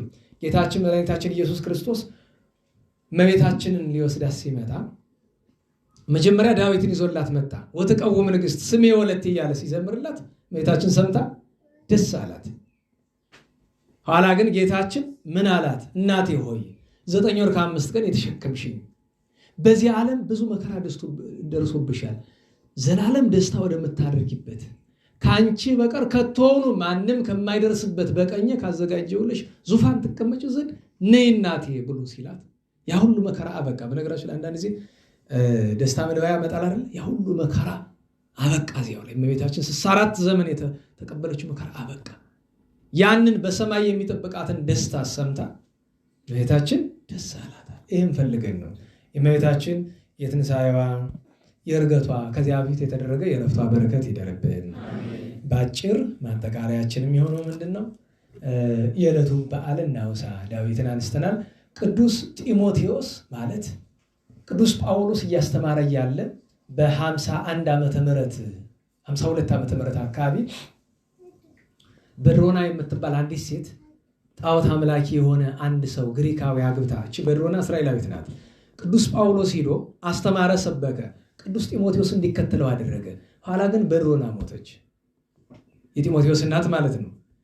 ቅዱስ ጳውሎስ ሴማ ደቀ መዝሙሩን ጢሞቴዎስን ልጇን ይዞት ሄደና ጸሎት ካደረገ በኋላ የልጁ ክብር እንዲገለጽ ስለተፈለገ ሂድና እናትህን በድሮና ሆይ በጌታችን በኢየሱስ ክርስቶስ ስም ጳውሎስ ተነሽ ይልሻል በላት አለ። ሂዶ ተነሽ ቢላት አፈፍ ብላ ተነስታለች። በድሮና እግዚአብሔርን አገልግላ በእርጅና አርፋለች። ቅዱስ ጳውሎስ ከተከተለ በኋላ ለ15 ዓመት ያክል ቅዱስ ጢሞቴዎስ ከቅዱስ ጳውሎስ ጋር አገልግሏል። በኤፌሶን አውራጃዎች በአንዱ ኤጲስቆጶስነት ተሾሟል። ብዙ አገልግሏል። ግፍ ደርሶበታል። እድሜው ግን ረጅም ነው የቅዱስ ጢሞቴዎስ። ቅዱስ ጳውሎስ ከተሰዋ በኋላ በጥቂቱ ከ30 ዓመት በላይ አስተምሯል። በኤፌሶን ለብቻው ማለት ነው። ብዙ ዓመትን የቆየ ኋላ አይሁድና ዮናናውያንን በኃጢአታቸው ቢዘልፋቸው ተሰብስበው በድንጋይ ወግረው ገድለውታል። ዛሬ ዓመታዊ በዓሉ ነው። ቅዱስ ጳውሎስ ከጻፋቸው 14 መልእክቶች መካከል 2ቱ ለጢሞቴዎስ የተጻፉ ነው። ምን ተብሏል? ወልድ ፍቁር ተወዳጅ ልጅ ተብሏል ለቅዱስ ጳውሎስ ማለት ነው። እግዚአብሔር በረከቱን ያሳድርብን። ዛሬ በዘመነ ሱስንዮስ አንገቱን የተቀላ በዋሸራ ከነበሩ ቅዱሳን አንዱ አባ ጊዮርጊስ ዘዋሸራ ዓመታዊ የሰማዕትነት በዓሉ ነው። በአጤ ሱስንዮስ ካቶሊክን ስለተቃወመ የአጤ ሱስንዮስ ወታደሮች ነው የገደሉት። ዛሬ በግራኝ አህመድ ዘመን 500 ቅዱሳን መነኮሳት ትግራይ ገዳመ ቆየጻ የታላቁ አባ ሳሙኤል ዘቆየጻ ገዳም መነኮሳት ክርስቶስን አንክድም ለጣዖት አንሰግድም ብለው ግራኝ አህመድ አስፈጅቷቸዋል። 500ዎች በሙሉ መነኮሳት ታርደዋል። ዛሬ ነው በ1527 ዘመን በ1527 ዓመተ ምህረት ነው የተሰወው። ጌርሎስ አትናቴዎስ የሚባሉ በዘመነ ሰማዕታት የነበሩ አሉ። ዛሬ ሌላኛው ትልቁ በዓል በቤተክርስቲያናችን የምናከብራቸው 2 በቅድስና የሚጠሩ ቴዎዶሲዮስ ይባላሉ። ዛሬ የምናከብረው ትልቁ ቴዎዶሲዮስ ይባላል። ትንሹንም አብረን እናስበዋለን። ትልቁ ቴዎዶሲዮስ ማለት በ381 ዓመተ ምህረት ጉባኤ ቁስጥንጥንያ በተደረገ ጊዜ የነበረው ጉባኤውን ያደረገው። ጥሩ ማስታወሻ እንዲሆናችሁ ሚስቱ ቅድስት መርኬዛ ትባላለች። ልጁ መራዊ ገብረ ክርስቶስ ነው። እንዴት ዋላችሁ? እንዴት ዋላችሁ? ሚስቱ ማን? ቅድስት መርኬዛ። ልጁ ማን? ገብረ ክርስቶስ መራዊ ቅዱሱ ማለት ነው አይደለም? ሶስተኛ ማስታወሻ ጎበዝ እስቲ የሚያመጣ አሁን አንተ ታውቀዋለህ እርግጠኛ ነኝ። እስቲ ሌላ የአቡነ ኪሮስ ትልቅ ወንድ ማለት ትንሽ ወንድም ነው። እነዚህ ሶስት ማስታወሻዎችን መያዝ ይገባል። ጻድቅ ንጉስ ነው እንድታውቁት። በታሪክ ደግሞ ከቆስጠንጢኖስ በኋላ እስከ ቴዎዶሲዮስ ታላቁ ድረስ የሮም መንግስት ወደ ሁለት ተከፍላ ነበር፣ ምስራቅና ምዕራብ ተብሎ። ምዕራቡ ጣሊያን ውስጥ ያለችው ሮም፣ ምስራቁ ዛሬ ቱርክ ውስጥ ያለችው ኢስታንቡል ወይም ቁስጥንጥንያ የጥንቷ በራንጥያ ማለት ነው። ታላቁ ቴዎዶሲዮስ መጥቶ ግን ምን አደረገ? ሁለቱን መንግስት አንድ አድርጎ የገዛ እሱ ነው። ከሱ በኋላም እንደገና ሁለቱን የቀጠለች ልጆቹ አኖሬስና አርቃዲዮስ ጻድቃን ቢሆኑም መንግስቱን በፍቅር ለሁለት ይዘውታል። እሱ ግን አንድ አድርጎ ገዝቷል። ሃይማኖትን አቀንቷል። ካደረጋቸው ስራዎች ትልቁ ቅዱስ ቴዎፍሎስ በዘመኑ ነበረ። ታላቁ ሐዋርያዊ ሊቀ ጳጳሳት ቅዱስ ቴዎፍሎስን ጠራውና ቅዱስ ቴዎፍሎስ ሆይ አቤት፣ መናፍቃን በዙ፣ ምን እናድርግ አለ። ቅዱስ ቴዎፍሎስ ምን አለ? ከእግዚአብሔር ሱባኤ እንግባ አለ። ሱባኤ ቢገቡ መልአከ እግዚአብሔር መጥቶ ምን አላቸው? ገና በልጅነታቸው ራእይተዋል ሁለቱም። በነገራቸው ላይ ህልም ሲተረጎም አንዳንድ ጊዜ ችግር ነው። ሁለቱም በአንድ ሌሊት ጓደኛሞች ናቸው። ልጅ ሆኖ እኮ ነው ገና ታዳጊ ሆኖ ህልም አዩ። ህልማቸው ምንድን ነው? ሁለቱም እንጨት ሲለቅሙ አዩ። አሁን እንጨት መልቀም በህልም ምንድን ነው ቢባል ብዙ ሰው ምንድን ነው እንጨት ሰብስቦ ቤት ሊያቃጥለው ነው ወይስ እንጨት ሰባሪ ሊሆን ነው? ወይ ደግሞ በአንዳንዱ በጸበል እንጨት ሰባሪ ይባላል። እንጨት ሰባሪ ምንድን ነው? ያጅ ነው አይደለም? በቃ አገሩን ሊለቅ ነው ወይ ሊሞት ነው። ብዙ ነው አላት ተረጓጉም ነው።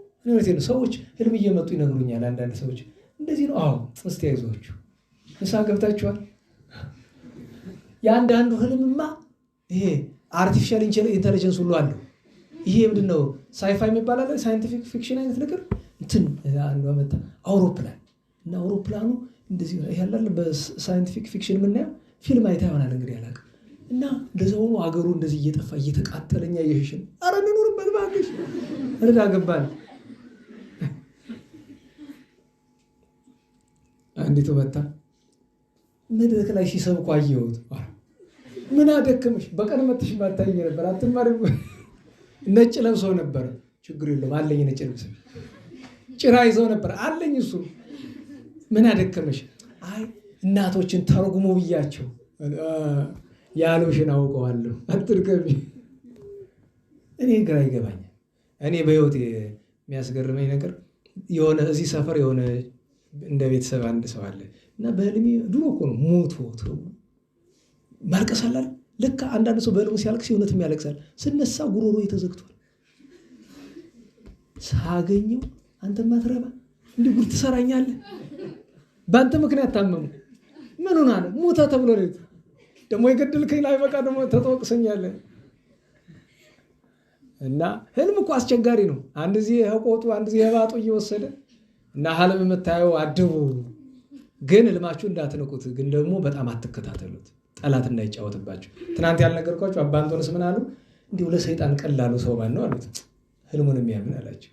በቃ ተጠንቀቁ ለማለት ነው። እንዴት ዋላችሁ? ሄደው ለአንድ ጻድቅ ቢነግሩት አንተ ንጉስ አንተ ሊቀ ጳጳሳት ትሆናለህ አላቸው። አይ አልተረጎምከውም ብሎት መጡ። ግን ያለው አልቀረም። ሁለቱም ሲያድጉ ንጉስና ሊቀ ጳጳሳት ሆኑ።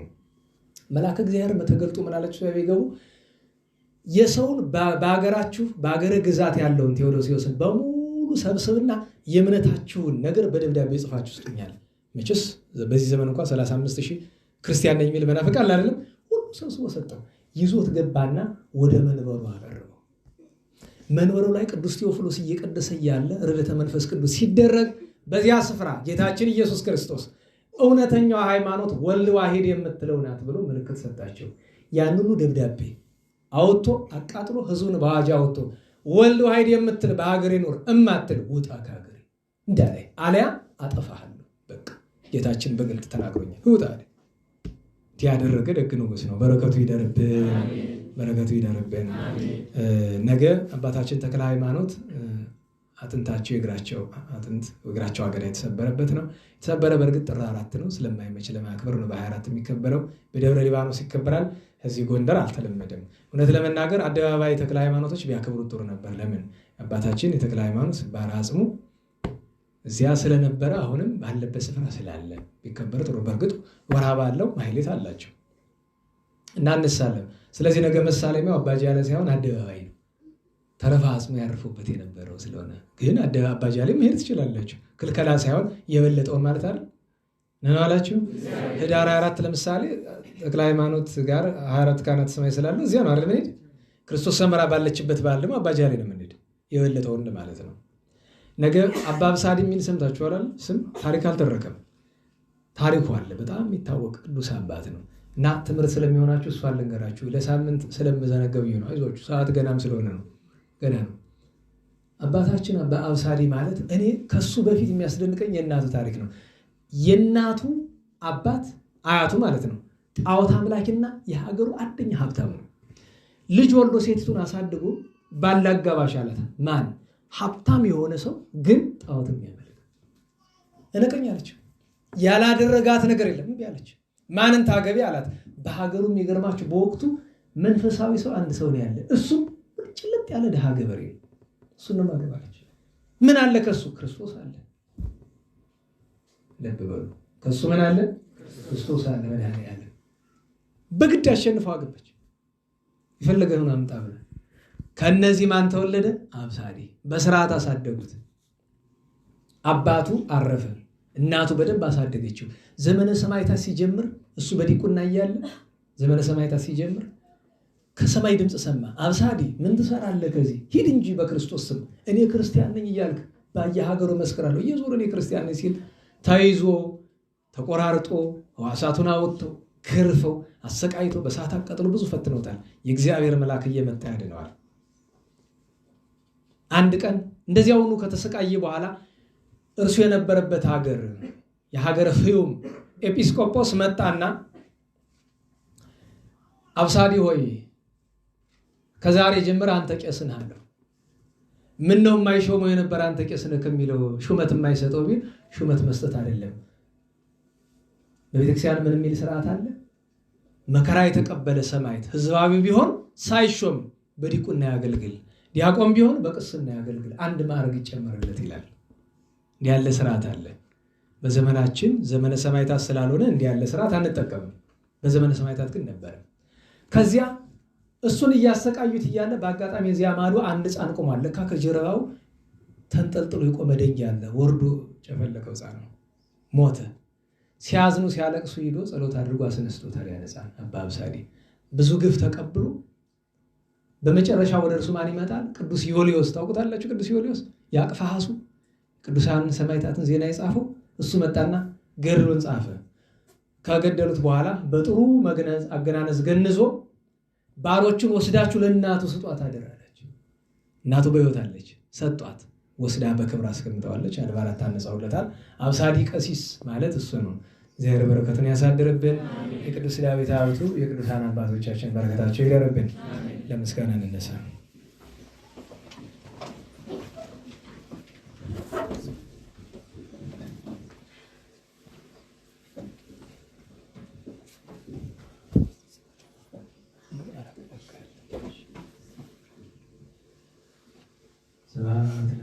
ስብሐት ለወልድ ስብሐት ለመንፈስ ቅዱስ ስብሐት ለአብ ስብሐት ለወልድ ስብሐት ለመንፈስ ቅዱስ ስብሐት ለአብ ስብሐት ለወልድ ስብሐት ለመንፈስ ቅዱስ ስብሐት ለእግዝእትነ ማርያም ድንግል ወላዲተ አምላክ ስብሐት ለመስቀለ እግዚእነ ኢየሱስ ክርስቶስ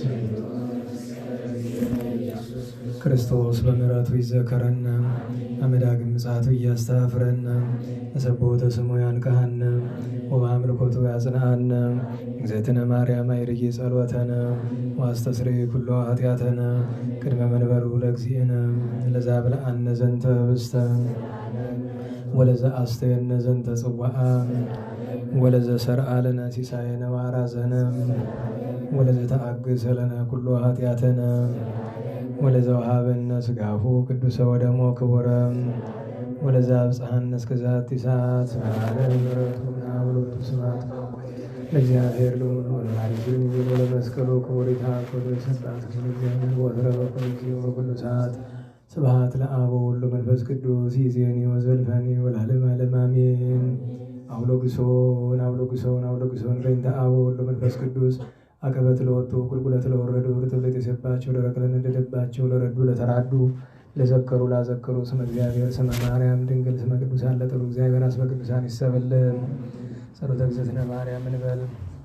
ሰላም ለኪን ዘንሰግድ ንብለኪ ማርያም ምንን አስተበቋች ማርያና የተማይጸነኪ በእንታንታምኪ ውያቄ ማቡኪ ማይበረነ የሆም ድንግል ባርኪ። ጸሎተ እግዝእትነ ማርያም ድንግል ወላዲተ አምላክ ታቤ ሲል እግዚአብሔር ተሳስ መንፈሴ በአምላኪው መድኃኔ እስመሬ ማማል አመቱን አሁን ይዜስ ያስተበጽሁን ኩሉ ትውልድ እስመ ገብረ ሊተ ኃይለ አብያቶ ቅዱስ ስሙን ወሳይሉኒ ለትውልደ ትውልድ ለለ ይፈርቡ ግብረ ኃይለ በመዝራይቱ ዝረውም ለለ ያብዩ ሊና ልቦሙ ወለሰቶም ላየላን መናብርቲሆሙ አይቤሆሙ ለተውጣን አዝገቡም በረከቱ ለሩባን ወፈናው መራቆሙ ለቡላን ተወክፎ ለእስራኤል ኩል ወዘክር ሳይሉ ዜቤሎሙ ለአበዊነ ለአብርሃሙ ለዘሩ እስከ ለዓለም ባርክነ ቅድስና ንጽህና እግዝእትነ ፍትነ ማይሰሪ ለሰይጣን አሙ ለመድኅን ወለተ ብርሃን ኦ መዝገበ በረከት መዝገበ ቅዱሳት መዝገበ ንጽሕ መዝገበ ርኅራኄ መዝገበ የዋሃት ባረክነ በእድየኪ በከመ ባረኪዮ ለኤፍሬም ፍቁርኪ በበረከተ ወልድኪ ወአቡሁ መንፈስ ቅዱስ ስብሐት ለአብ ወወልድ ወመንፈስ ቅዱስ ለዓለሙ ለዓለም ዓለም።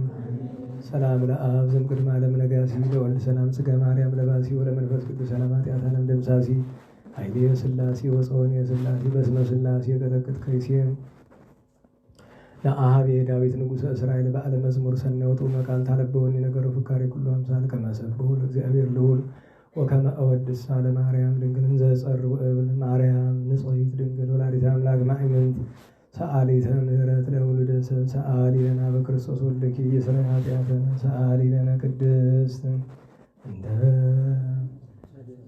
አድኅነነ ዘከ ወባርከነ ርስተከ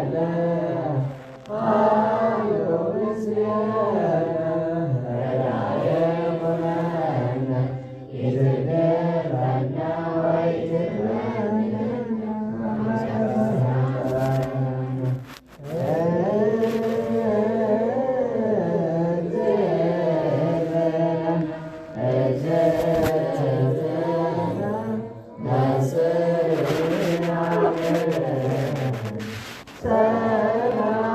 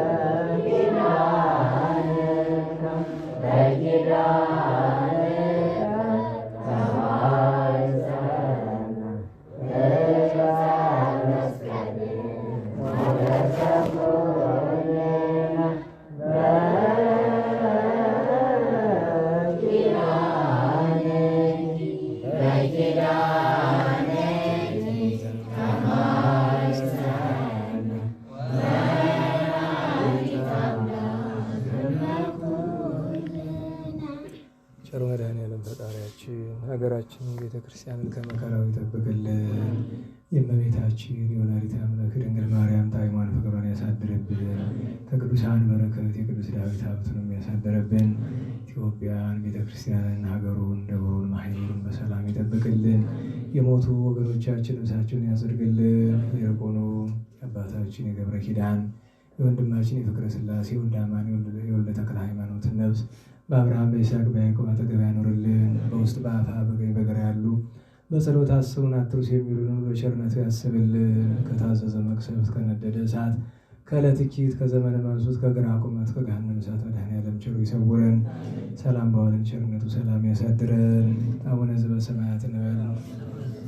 ይትቀደስ ስምከ ትምጻእ መንግሥትከ ወይኩን ፈቃድከ በከመ በሰማይ ከማሁ በምድር ሲሳየነ ዘለለ ዕለትነ ሀበነ ዮም ህድግ ለነ አበሳነ ከመ ንሕነኒ ንህድግ ለዘአበሰ ለነ ኢታብአነ እግዚኦ ውስተ መንሱት አላ አድኅነነ ወባልሐነ እምኩሉ እኩይ እስመ ዚአከ ይእቲ መንግሥት ኃይለ ወሰላም ቅዱስ ገብርኤል መልአክ እግዝእትየ ማርያም ሰላም ለኪ ድንግል በኅሊናኪ ወድንግል በሥጋኪ እም እግዚአብሔር ጸባኦት ቦረክት አንቲ እምአንስት ወቡሩክ ፍሬ ከርሥኪ ተፈሥሒ ፍሥሕት ወምልዕተ ጸጋ እግዚአብሔር ምስለ ሰአሊ ወጸልይ ለነ ምሕረተ ወኩሎኪ ኢየሱስ ክርስቶስ ከመ ይስረይ ለነ ኃጣውኢነ ተማኅፀነ ብኪ ስብሐት ለአብ ስብሐት ለወልድ ስብሐት ለመንፈስ ቅዱስ ይእዜኒ ወዘልፈኒ ወለዓለመ ዓለም አሜን።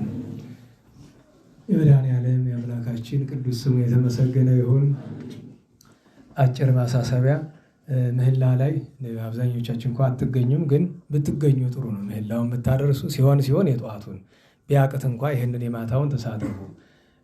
ምህላ ላይ እናንተ ሙያውም ጉሮሮውም ያላችሁ በአንድ ወገን አትሆኑ። ብዙ ጊዜ አሁን አይታችሁ በዚህ በጫፍ ያላችሁ ለምሳሌ አንተን በጫፍ የነበርክ ጨዋሂ ካለ በዚህኛው በኩልና በዚያኛው ከደከመ ወደዚያኛው መሄድ እሱን ልመዱ። ሌሎቻችሁም ብትሆኑ ስትሆኑ በተለይ በእህቶቻችን ያው ደከም ይላል ድምጻቸው የሚጠበቅ ነገር ነው እና ዲያቆናት አንዳችሁ ባንዱ አንዳችሁ ባንዱ መሆን ነው። ጨዋሂ ከሌለ ግን በዚህኛው በኩል ለምግዚምኛ ጨዋሂ ካለ ግን በዛኛው በኩል ነው። እችን ማሳሰቢያ ለመስጠት ነው። እንግዲህ ቅዱስ ዳዊት በዓል ካለፈ ወር መሆኑ ነው። የዛሬ ወር ዝክሩ ሰኞ ይሆናል። የካቲት 23 ቀን የአድዋ በዓል ላይ የቅዱስ ጊዮርጊስ ዓመታዊ የሌሎችም ቅዱሳን ዓመታዊ በዓል ላይ ነው የሚሆን። ቸሩ መድኃኔዓለም ሁላችን የዚያ ሰዎች ይበለን። ከዚያ አስቀድሞ ግን በየዕለቱ ምህላውን እንሳተፍ እንላለን።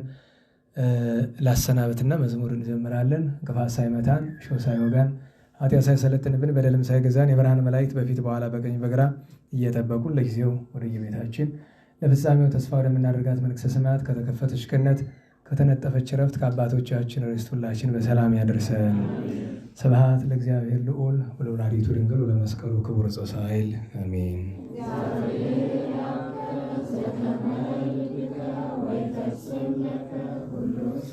አሜን። ቸኮላችሁ መሄድ ትችላላችሁ።